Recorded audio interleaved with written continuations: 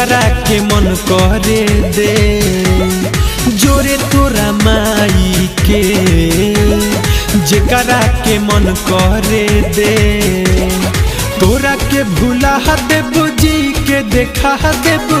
ई मत तो सोची है जिंदगिया मिटा लेबू दोसरे से मजा ले जोरे तोरा माई के, जेकरा के मन करे दे जोरे तोरा माई के, जेकरा के मन करे दे।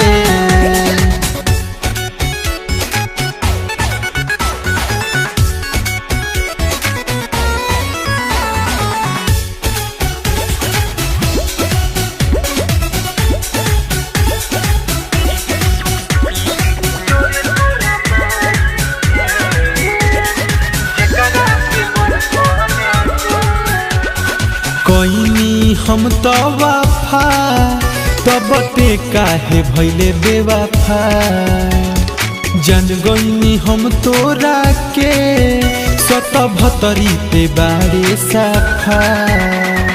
कोइनी हम तो वफा तब ते काहे भइले बेवफा, जान गइनी हम तोरा के 77 ते बारे साफा।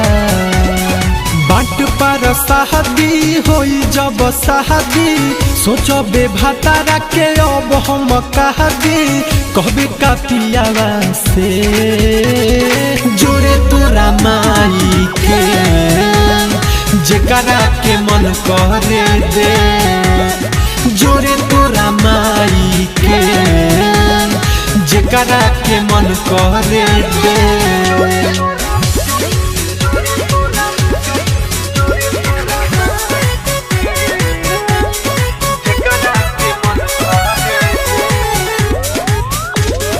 हमरा से कोई के प्यार काहे ते बदलले विचार के तनो समझनी रे अभियो से रहनिया सुधार।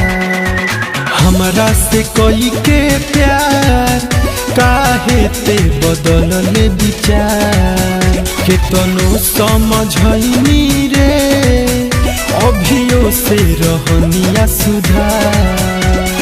शेषनाथ मनोज के बात में भोरइले रंजन भय के लभर बनइले छोड़ देले दीपक के ते जोरे तोरा माई के, दिल जेकरा के मन करे दे जोरे तोरा माई के, दिल जेकरा के मन करे दे। अब तोरा फेर में ना पड़े में दादा।